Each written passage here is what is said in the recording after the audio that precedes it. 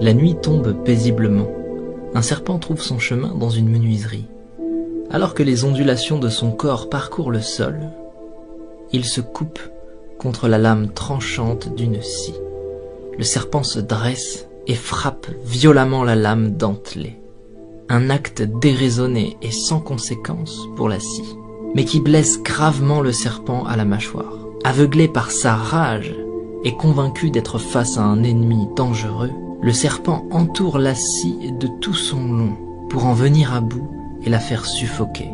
Une nouvelle attaque sans incidence sur l'ennemi, un ennemi pourtant sans conscience, vainqueur malgré lui d'un combat sans adversaire. Le serpent se tue lui-même sous l'effet de sa propre étreinte contre une lame aiguisée et apathique. Ignorant, le serpent est mort dans un combat contre lui-même, tué par sa propre colère. Le message est fort ici.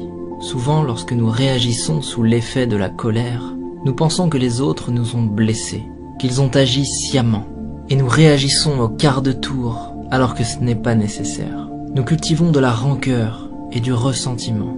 Parfois même nous espérons la souffrance d'une autre personne. Mais en faisant cela, nous ne faisons que nous couper avec la lame de notre propre rage. Et cette énergie malsaine que nous déversons autour de nous n'atteint personne d'autre que nous-mêmes. De tels sentiments sont souvent inoffensifs pour ceux dont ils sont la cible et profondément néfastes pour notre propre cœur. Lorsque nous réagissons sous l'effet de la colère, plutôt qu'avec compassion, personne ne gagne.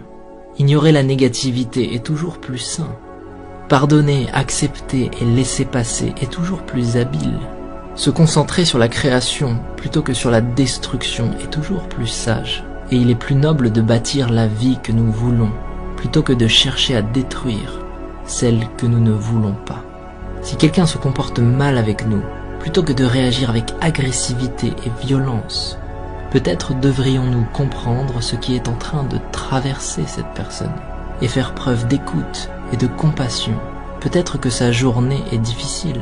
Peut-être que toutes ces journées sont difficiles.